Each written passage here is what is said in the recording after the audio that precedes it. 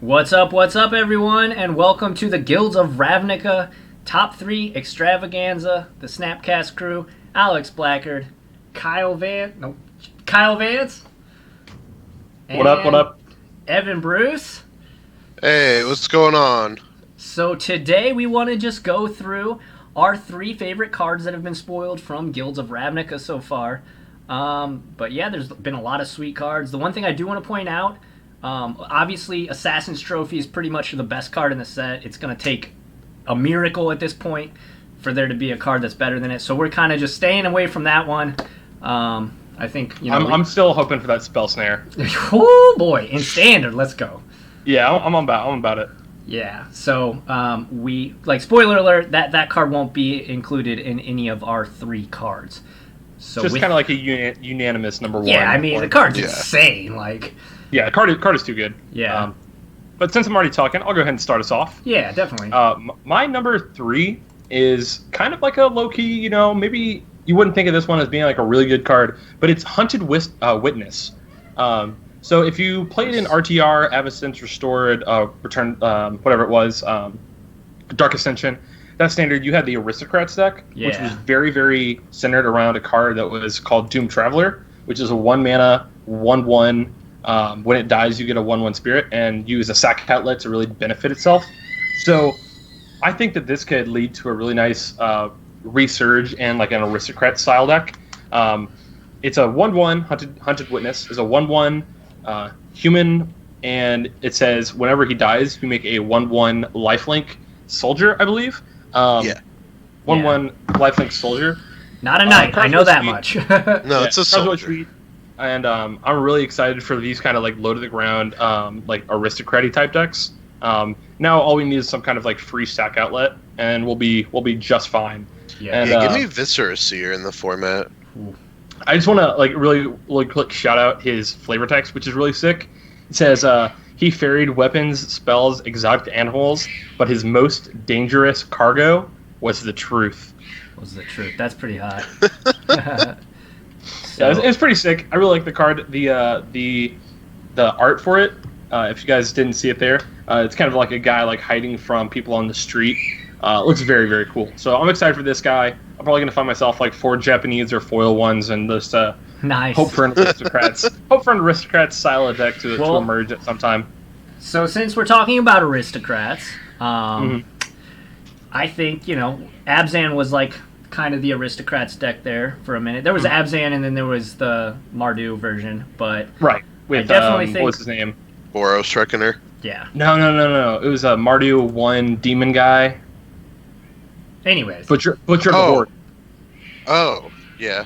Yeah. Anyway, Alex, like you were saying. But yeah, so kind of play off your card, Kyle. I have on screen Braska Golgari Queen for 2 and a black and a green, a legendary planeswalker Braska.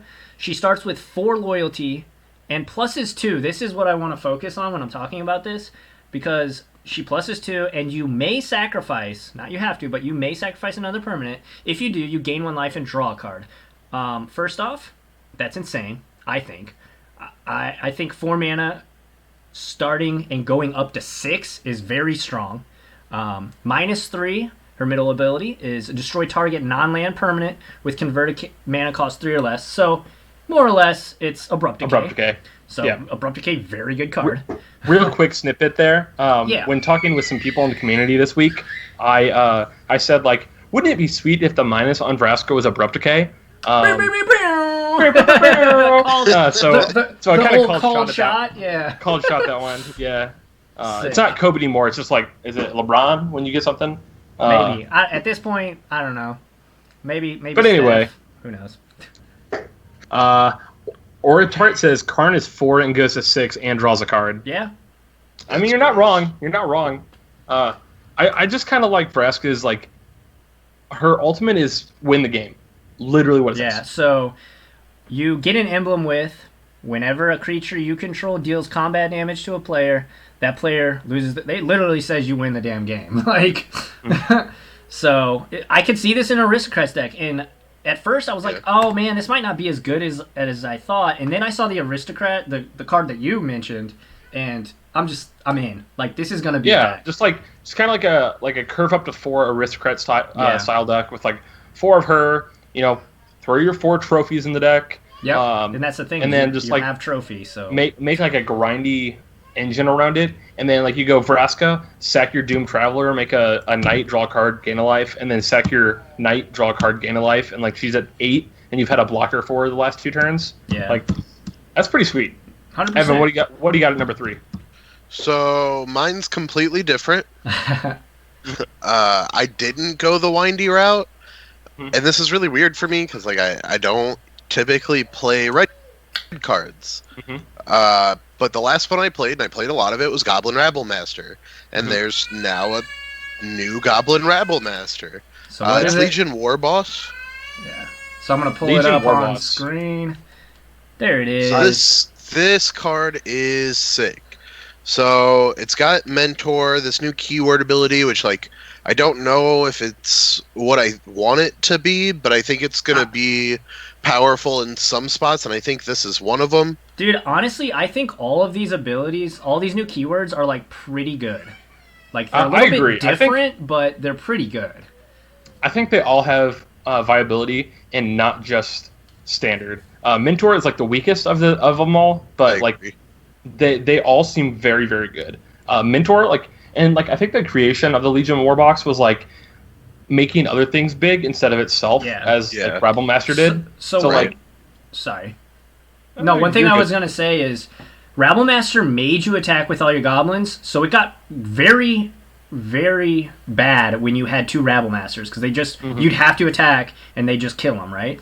This one you don't have. If you get 2, you're living the freaking dream. Like you get your dudes and then you attack with your dudes and you mentor this one and then this one comes in. It's like infinite damage. I'm terrified of it. I'm gonna lose this card so many freaking times in standard. Like, oh yeah, 100%. This card, well, and like the thing that I like about this card is it slots in more than just the mono red deck. Absolutely. Yeah. You know, Rabble Master was a card that like the old Jeskai control decks would bring in out of the sideboard to like just switch up and become this like transformational mid-range deck. And like I could easily see Warboss sliding into that slot. Yeah, for sure. Definitely. So moving on to number 2. Kyle, what you got at number 2? Your second favorite card. Number 2, I have Tristani. Tristani. Yeah, Karn's insane too, by the way. What is? Karn? Karn, yeah. You want to so what does Tristani do for the viewers? Tristani is a 5 mana, so got it she's on screen now. She's 5 mana. She's Selesnya and then 3, and she says other creatures you control get +1/+1. So she's a lord. And then when she enters battlefield, you get 2/1/1 white soldiers with lifelink, which is like already pretty sick by itself. And then at the beginning of your end step, you get control of all, or each player gains control of all. Is it creatures they control? Yeah. So that's a weird ability, but I think that means we're gonna have like a pretty decent like mind control ability maybe down the pipeline. Or maybe like reanimate your opponent's cards. Yeah. But what this reminds me of, do you guys remember Ishkana from that standard? I agree. Ishkana was insane and just ended games, and I lost to that card a bunch. I'm probably going to lose to this card a bunch. I think it's a good rate. I think it's a good rate. Yeah. It's a 1/4, and it buffs everything else. It's 5 an drop. anthem. That's what's important. It brings 2 bodies, which is big. Yeah. So like it brings 2 2/2s. And then lifelink, which is not negligible. Yeah. I think it's fantastic. I'm a big fan. I think some green white X decks are going to be a lot of good. Like green white, like go wide tokens. Yeah, that we'll get to that in a second. Well, I just want to shout out tokens. I think is going to be very good if Assassin's Trophy is very good. Yeah. So that's fair because they you just make more. You get more 2-for-1s than them. So I mean, in the history of Magic, the way to attack like targeted removal is to go wide with things that you don't care about. So if you just make a whole bunch of 1/1s, and they're like, oh, I guess I'll Assassin's Trophy your 1/1 Lifelinker, it's like, all right, deal. Like good for you, man. That was one card for 1/3 of a card. Yeah. You play Yeah. Tristani, you get 3 things. They use Assassin's Trophy on one of that. You just won for 3 of them. Yeah. Like, fantastic. Agreed. So my number 2 is Expansion and Explosion. This card, of course, I'm a control mage at heart. Expansion.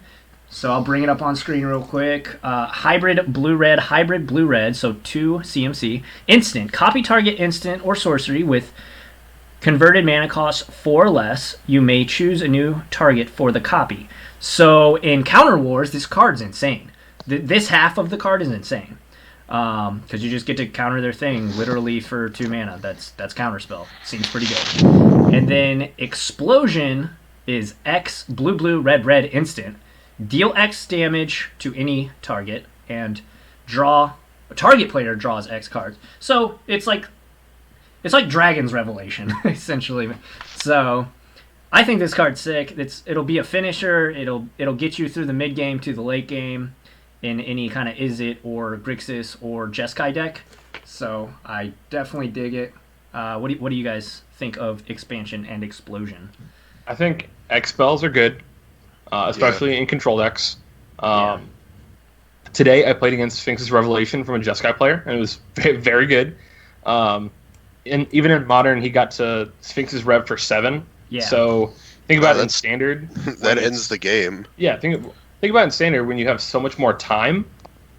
You're gonna Sphinx's Rev, whatever you want to call this, Dragon's Rev for 7 pretty regularly. Like especially if it's a 2 to 3 of in your deck, and like you're grinding through your deck with some of these new cards.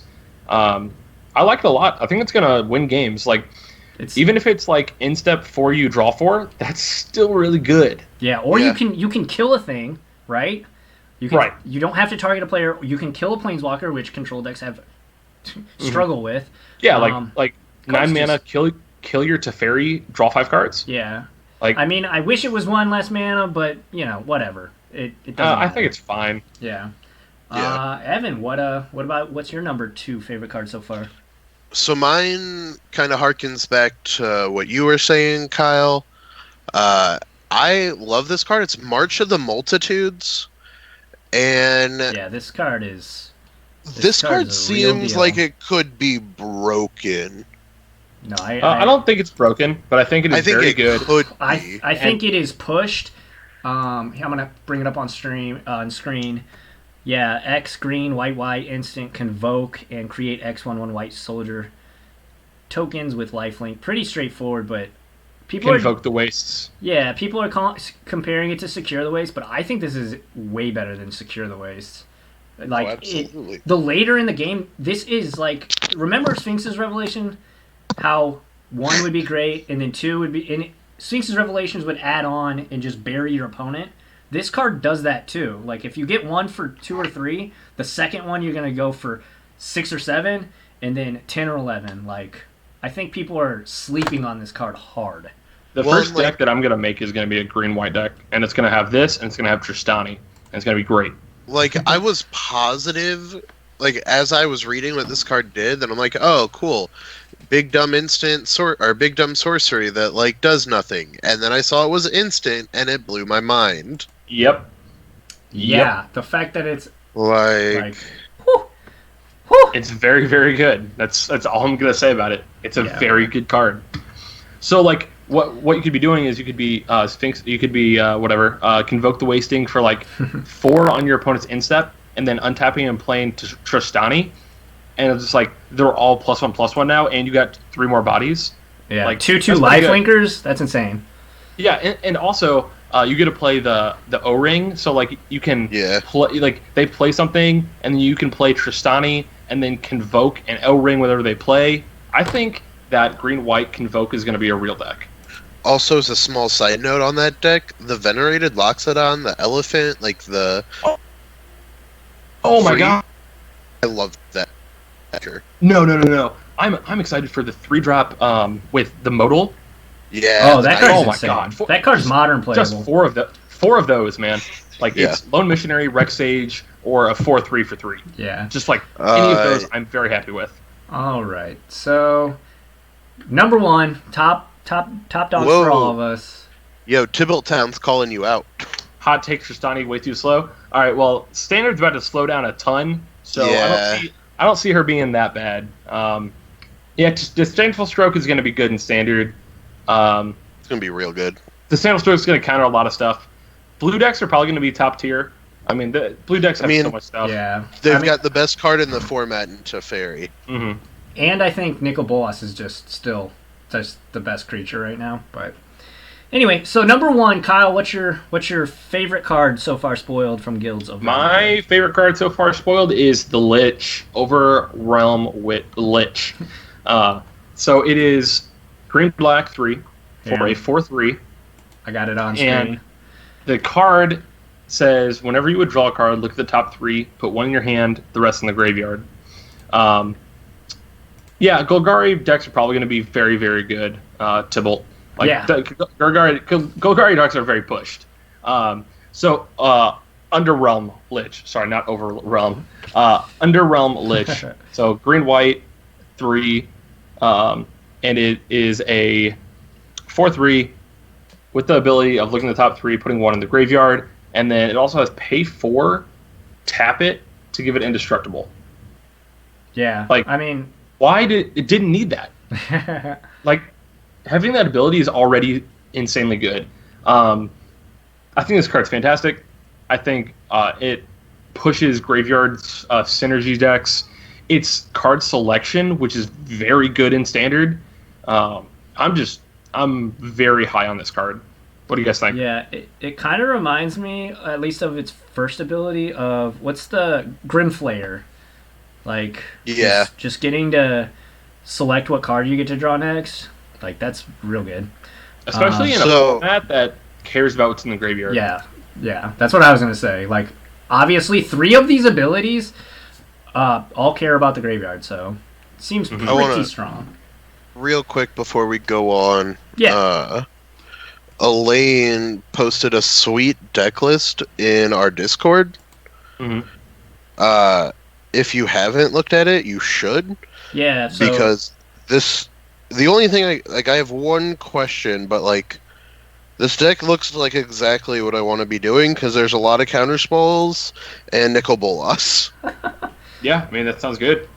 So, but yeah, if one of you guys want to drop the Discord link in the chat so you all can join that. All right, so you for that, Kyle. I got it. So my number 1 card is a character that's near and dear to my heart. Mr. Ral Zarek. So this is Ral Izzet Viceroy 3 blue red for a legendary planeswalker. Ral. He starts with 5 loyalty. He +1s. Look at the top 2 cards of your library. Put 1 of them into your hand, the other into your graveyard. So he kind of surveils for 2, which is weird because it's the Dimir. Anyways, -3. He deals damage to any target creature equal to the total number of instant or sorcery cards you own in exile or your graveyard. Very, very important that it's either or. And then number 8, you get an emblem. Whenever you cast an instant or sorcery spell, the emblem deals 4 damage to any target, and you draw 2 cards. This card, obviously... Okay, let me switch panels. Let me say this to the camera. Obviously, Teferi is a better Magic card. However, if you are playing a Jeskai deck, I think you play both, right? You could play 3 or 4, still play your 3 or 4 Teferis, but I think because late game you don't want to get stuck with infinite Teferis in your hand, you play 1 or 2 of these. I think this card is good, and if we didn't have Teferi, everyone would be losing their mind over this card. But because we do have Teferi, people are like, oh, well, What are you guys' thoughts? What's chat's thoughts? I've been spending most of my time preparing for this format, thinking about Jeskai control, because I think it's going to be the strongest out of the gate. At least control variants. Yeah, sure.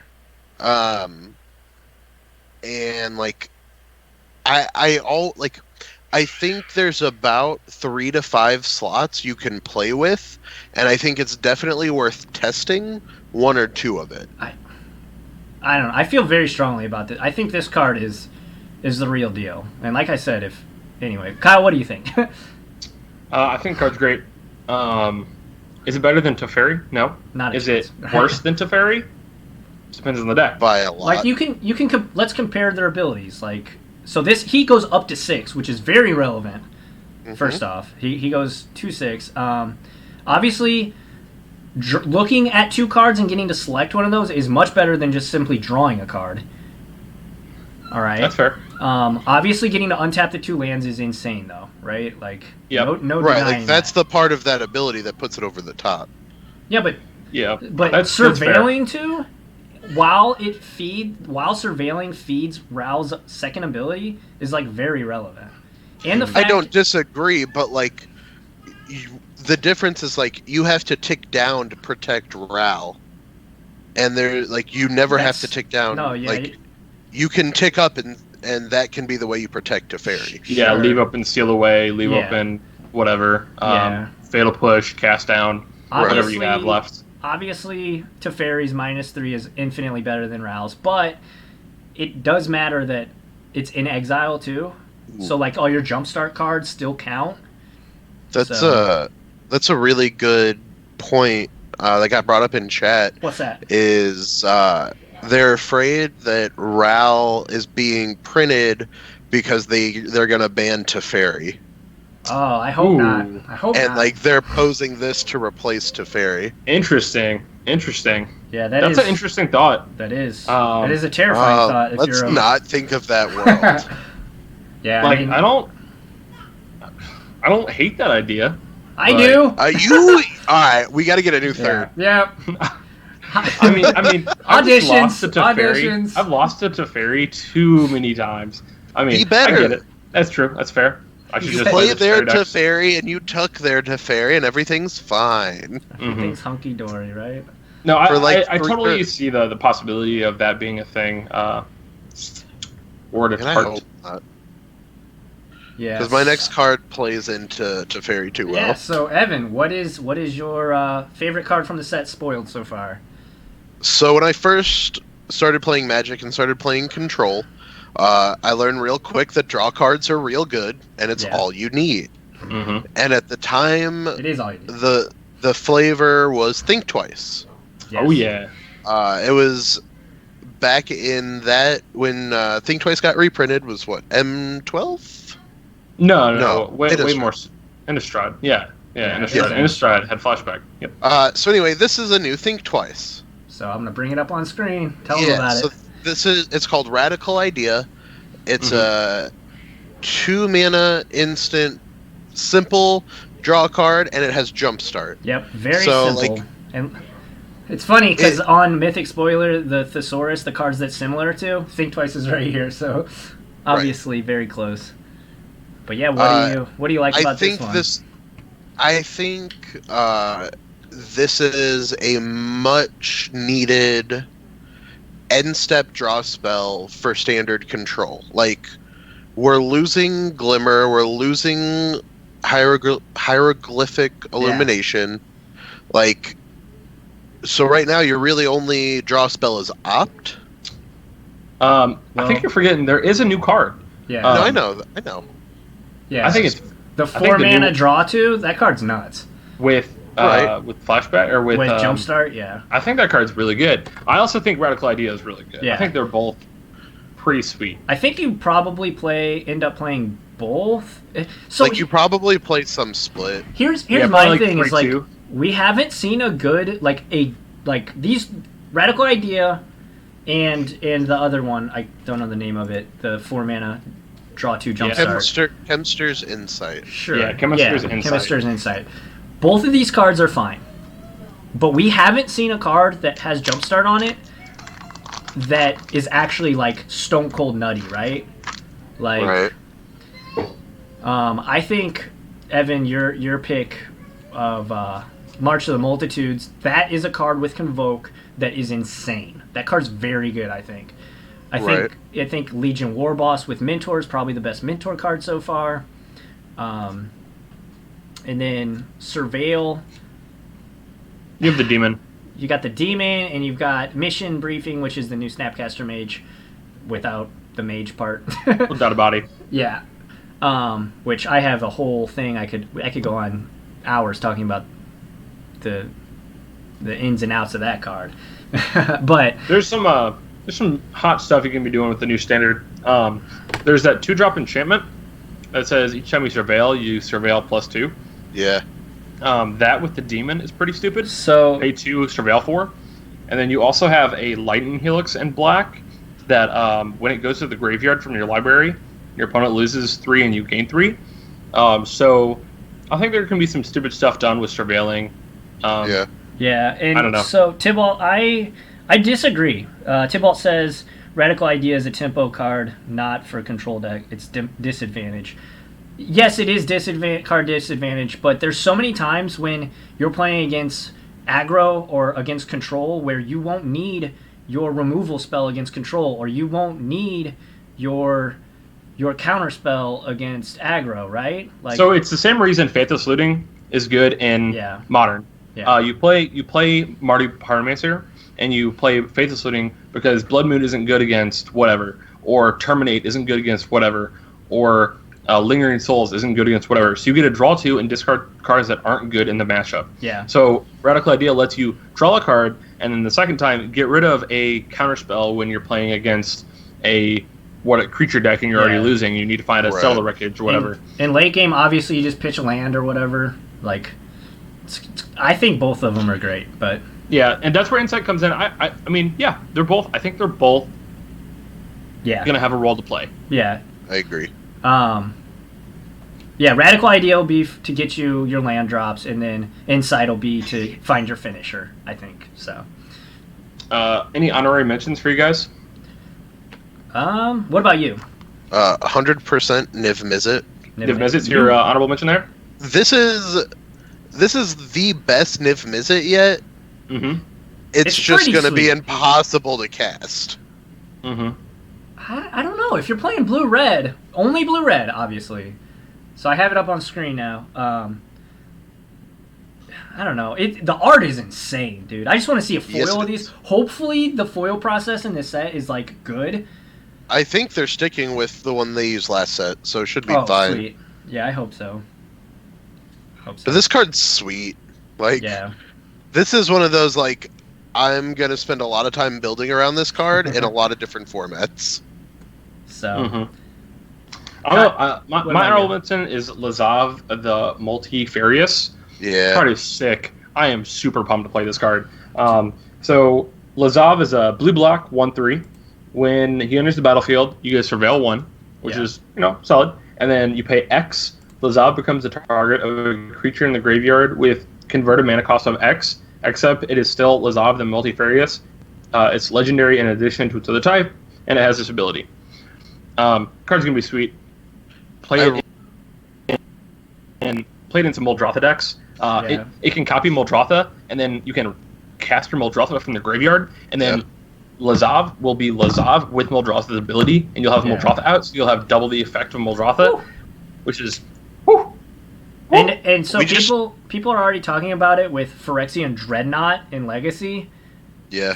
Get a 1-mana. It's 1 mana. Have this 12/12. nice 12/12. Yeah. I mean, it's a total of, like, getting Phyrexian Dreadnought into your graveyard, playing Lozad, activating. Yeah. That's a lot of work, though. I mean, that's a faithless looting. Yeah. I guess. Well, in modern, you could playing Grixis, and, like, why are you just not playing Grixis? I guess Control? Like, I don't know. In modern, I think it's a little too cute. Yeah. And in modern, you could do it with Death Shadow. Have just like a 5th and 6th Death Shadow. There's another one too. Sorry, go on.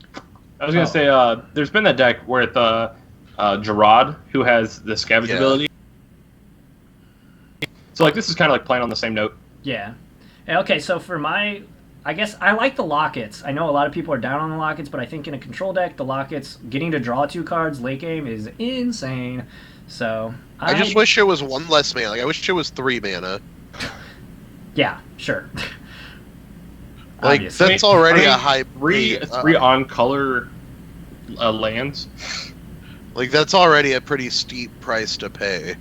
Yeah, I don't know. I think you're definitely playing at least 1 or 2 of these in control decks. But I can see it. I mean, it's mana ramp. Did we play Key Runes in Ravnica so Standard? So Jund was like the only deck that I know really Jund played. did. Yeah. But no, we didn't. Like- no, you didn't need it though. You had Sphinx's Revelation, Supreme Verdict, and Detention Sphere, and Jace Architect of Thought. You didn't need any. Like, come on. I And mean, think twice. And we Azorius Charm. we have a lot of real good control spells in this next format. That's true. It's just like, it's like a I mean, cube card that I don't think maybe Sure. the pros are gonna play it, but personally, I just I mean, dig it's 'em. sweet, and like the art is dope. Yeah, on I them. definitely dig the art. So yeah, does anybody have anything else or? No, I think that's pretty excited much to see it. the rest. I might add some more tomorrow if more things get spoiled between Yeah. tonight and tomorrow. Definitely add some for tomorrow during our regular show. Tomorrow we're going to talk about SEG Syracuse, which happened today and tomorrow. We'll talk about Grand some- Prix Stockholm. Yeah, Grand Prix Stockholm. Both modern. Both modern. Both so. modern. Yep. So great. One big thing I want to say is Paul Muller is 8-1, and he's playing Storm, and he's got two Just so Thing in the brand. Ice in his Thanks for sideboard. Thing in the Ice in his sideboard, and it's looking Yeah. really sick. Like he says, it's been fantastic. He's beaten humans with it, and Is he beat it- someone else with it. Is it Paul Muller or is it Martin Muller? It's Paul Muller. He's a very big Storm player on the SCG Yeah. circuit. Yeah. He's pretty good friends with Caleb. Yeah. Because ironically, Martin Muller's playing Storm at the Grand Prix. Oh, that is so funny. We'll have to compare their decks tomorrow. Probably pretty close. Also, a couple other things that we should know by the end of tomorrow. Player of the Year and the full Worlds lineup will be announced. Oh, Yeah. nice. We Player- should have all those it won't be the full announcement, but we should have all the numbers for it. Yeah. Oh, definitely. because it's the last GP until they announce it. Right. Yeah. Very cool. So something to be on the lookout for. Absolutely. So yeah, everybody, thanks for hanging out with us. This was just a little short episode. We just wanted to get our thoughts on all the new cards from Guilds of Ravnica. If you're watching this live, we appreciate you. Thanks for hanging out on Twitch with us. If you're watching this on YouTube, go to our Twitch and vice versa. But yeah, thanks for hanging out. Yeah. Have a good We'll night, see you guys. guys tomorrow. Yeah. Yeah. Join us tomorrow, guys. I'm going to put the Discord in the chat for you once more. Have a good one.